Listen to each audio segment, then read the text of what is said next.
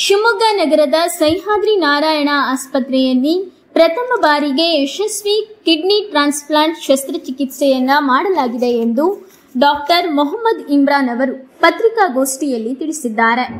Successful ಆಗಿ ಮಾಡಿರೋದನ್ನ ಈ ಒಂದು ಸಿಹಿ ಸುದ್ದಿನ ನಿಮ್ಮ ಜೊತೆ ಹಂಚ್ಕೊಳ್ಳಿಕ್ಕೆ ತುಂಬಾ ಖುಷಿ ಆಗ್ತಾ ಇದೆ. ಯಾಕಂದ್ರೆ ಇದು ಮೊದಲನೇದಾಗಿ ಮಾಡಿರೋದ್ರಿಂದ ಖುಷಿನ ನಾವು ಎಲ್ಲರ ಜೊತೆ ಹಂಚ್ಕೊಳ್ಳೋಣ, ಸಚ್ ದಟ್ ಎಲ್ರಿಗೂ ಅನುಕೂಲ ಆಗಲಿ ಅಲ್ಲಿ. ಸೊ ಈ ಪೇಷಂಟ್ ಮಿಸ್ಟರ್ ಗಜೇಂದ್ರ ಅಂತ 20 ವರ್ಷದ ಹುಡುಗ. ಸೊ ಮೊಟ್ಟ ಮೊದಲನೇ ಬಾರಿ ನಮ್ಮಲ್ಲಿ ಬಂದಿದ್ದು January 2024 ಅವನಿಗೆ ಆ ಟೈಮಲ್ಲಿ ಬಂದಾಗ ತುಂಬಾ ಹೈ ಬ್ಲಡ್ ಪ್ರೆಷರ್ ಮತ್ತು ಕಾಲಿನ ಊತ ಉಸಿರಾಡಲಿಕ್ಕೆಲ್ಲ ಕಷ್ಟ ಇದೆ ಅಂತ ನನ್ನಲ್ಲಿ January ಬಂದಾಗ ಹಲವಾರು ಪರೀಕ್ಷೆಗಳನ್ನ ಮಾಡಿದಾದ್ಮೇಲೆ ಅವನಿಗೆ ಕಿಡ್ನಿ ಕಾಯಿಲೆ ಉಂಟು ಅಂತ ಖಚಿತವಾಯಿತು. ಆ ಕಿಡ್ನಿ ಕಾಯಿಲೆಯಲ್ಲೂ ಕ್ರಾನಿಕ್ ಕಿಡ್ನಿ ಡಿಸೀಸ್ ಅಂತೀವಿ, ಅಂದರೆ CKD ಅಂತ. ಅದರಲ್ಲಿ ಹಂತಗಳಿರ್ತವೆ, ಸ್ಟೇಜ್ 1 to ಸ್ಟೇಜ್ 5 ಅಂತ. ಸೊ ಗಜೇಂದ್ರನ ಹಂತ stage 5, that is end stage kidney disease ಅಂತ ಹೇಳ್ತೀವಿ. So end stage kidney disease ಅಂದರೆ ಸ್ಟೇಜ್ 5 ಆದಾಗ ಅವಾಗ ತಕ್ಷಣಕ್ಕೆ ಅವನಿಗೆ ಹಾಸ್ಪಿಟಲೈಸ್ ಮಾಡಬೇಕಾಯ್ತು, ಅಂದರೆ ಹಾಸ್ಪಿಟಲಲ್ಲಿ ಅಡ್ಮಿಟ್ ಮಾಡಬೇಕಾಯ್ತು. ಎಮರ್ಜೆನ್ಸಿ ಆಗಿ ಹಿಮೋಡಯಾಲಿಸಿಸ್ ಅನ್ನೋದನ್ನು ಸ್ಟಾರ್ಟ್ ಮಾಡಬೇಕಾಯ್ತು. ಯಾಕಂದರೆ ಅದು ಲೈಫ್ ಸೇವಿಂಗ್ ಪ್ರೊಸೀಜರ್. ಆ ಗಳಿಗೆಯಲ್ಲಿ ಆ ಡಯಾಲಿಸಿಸ್ ಪ್ರೊಸೀಜರ್ ಮಾಡದೇ ಇದ್ರೆ ಜೀವ ಉಳಿಸೋದು ತುಂಬ ಕಷ್ಟ ಆಗುತ್ತೆ. ಬಿಕಾಸ್ ಅಷ್ಟೊಂದು ಕ್ರಿಟಿಕಲ್ ಆಗಿ ಪೇಷಂಟ್ ನಮ್ಮಲ್ಲಿ ಬಂದಿತ್ತು.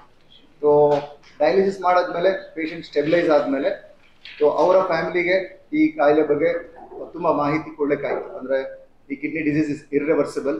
ಸೊ ಇದಕ್ಕೆ options either continuing dialysis or going for transplant ಅಂತ ಹೇಳ್ತೀವಿ. ಸೊ ಡಯಾಲಿಸಿಸ್ನ ಮುಂದುವರಿಸಿದ್ದು ಈಗ ಟ್ರಾನ್ಸ್ಪ್ಲಾಂಟನ್ನು ಒಂದು ಆಪ್ಷನ್ ಅನ್ನೋದನ್ನು ಅವ್ರ ಫ್ಯಾಮಿಲಿಗೆ ಕೊಟ್ಟಿದ್ದಾಯಿತು. ಸೊ ಅವರು ಸುಮಾರು ದಿನ ಅದ್ರ ಬಗ್ಗೆ ಚರ್ಚೆ ಮಾಡಿದ್ದಾಯಿತು. ದಟ್ ಪೇಷಂಟ್ ಚಿಕ್ಕ ವಯಸ್ಸವನು, he has productive life ahead. So ಅವನ ಫ್ಯೂಚರ್ ಇದೆ ಅಂತ ಹೇಳ್ಬಿಟ್ಟು ಅವರು ತಂದೆ ಅದನ್ನು ಸ್ವಲ್ಪ ಸೀರಿಯಸ್ ಆಗಿ ವಿಚಾರ ಮಾಡಿ ಕಿಡ್ನಿ ಡೊನೇಟ್ ಮಾಡಲಿಕ್ಕೆ ಅನ್ನಲಿಕ್ಕೆ ಅವ್ರು ಮುಂದೆ ಬಂದರು. ಸೊ ಫಾದರ್ ದೊಡ್ಡ ಮನಸ್ಸು ಮಾಡಿರೋದ್ರಿಂದ ಒಂದು ಪೇಷಂಟಿಗೆ ಜೀವ ಉಳಿಸ್ಲಿಕ್ಕೆ ನಮಗೆ ಅನುಕೂಲ ಆಯಿತು. ಸೊ ಟ್ರಾನ್ಸ್ಪ್ಲಾಂಟ್ ಚಿಕಿತ್ಸೆ ಮಾಡೋಕ್ಕಿಂತ ಮುಂಚೆ ಪೇಷಂಟನ್ನು ಹಲವಾರು ಪರೀಕ್ಷೆಗಳು ಬೇಕಾಗುತ್ತೆ. ಅದು ಪ್ರೀ ಟ್ರಾನ್ಸ್ಪ್ಲಾಂಟ್ ಇವ್ಯಾಲ್ಯೂಷನ್ ಅಂತ ಹೇಳಿ. ಟ್ರಾನ್ಸ್ಪ್ಲಾಂಟ್ ಮಾಡೋಕ್ಕಿಂತ ಮುಂಚೆ ಮಾಡೋಂಥ ಬ್ಲಡ್ ಟೆಸ್ಟ್ ಇರಲಿ, CT ಸ್ಕ್ಯಾನ್ ಇರಲಿ, ಯೂರಿನ್ ಟೆಸ್ಟ್ ಇರಲಿ, ಇಮ್ಯುನಾಲಜಿಕಲ್ ವರ್ಕಪ್ ಅಂತ ಹೇಳಿ ಅದು ಎಲ್ಲ ಹಂತಗಳಲ್ಲಿ ಮಾಡಿಬಿಟ್ಟು ಟ್ರಾನ್ಸ್ಪ್ಲಾಂಟಿಗೆ ಪೇಷಂಟ್ ಫಿಟ್ ಇದೆ ಅಂದಾಗ ನಾವು ಟ್ರಾನ್ಸ್ಪ್ಲಾಂಟನ್ನ ಮುಂದುವರಲಿಕ್ಕೆ ಅನುಕೂಲ ಆಗುತ್ತೆ. ಸೊ ಇದು ತಂದೆಯಿಂದ ಮಗನಿಗೆ ಆಗಿರೋದ್ರಿಂದ ಸೊ ಜೆನೆಟಿಕಲಿ ರಿಲೇಟೆಡ್, ಅಂದರೆ ರಕ್ತ ಸಂಬಂಧಿಕರು ಆಗಿರೋದ್ರಿಂದ ಸೊ ಕಿಡ್ನಿ ಟ್ರಾನ್ಸ್ಪ್ಲಾಂಟಲ್ಲಿ ಸ್ವಲ್ಪ ಅನುಕೂಲತೆ ಆಗ್ತಾವೆ. ಆ್ಯಂಡ್ ಎರಡನೇದು ಸೇಮ್ ಬ್ಲಡ್ ಗ್ರೂಪ್, ಅಪ್ಪನಿಂದ ಮಗಂದು ಸೇಮ್ ಬ್ಲಡ್ ಗ್ರೂಪ್ ಇರೋದ್ರಿಂದ ಟ್ರಾನ್ಸ್ಪ್ಲಾಂಟ್ ಪ್ರೊಸೀಜರ್ ನಮಗೆ ತುಂಬ ಅನುಕೂಲ ಆಗ್ತಾ ಹೋಗುತ್ತೆ. ಸೊ ಇಷ್ಟು ಹೆಚ್ಚು ಕಡಿಮೆ ಆಲ್ಮೋಸ್ಟ್ ಜಾನ್ವರಿಯಿಂದ ಅವರು ಡಿಸೆಂಬರ್ ತನಕ ಇದ್ರ ಬಗ್ಗೆ ಡಯಾಲಿಸಿಸಲ್ಲಿ ವಿಚಾರ ಮಾಡ್ತಾ ಹೋಗ್ತಿದ್ರು.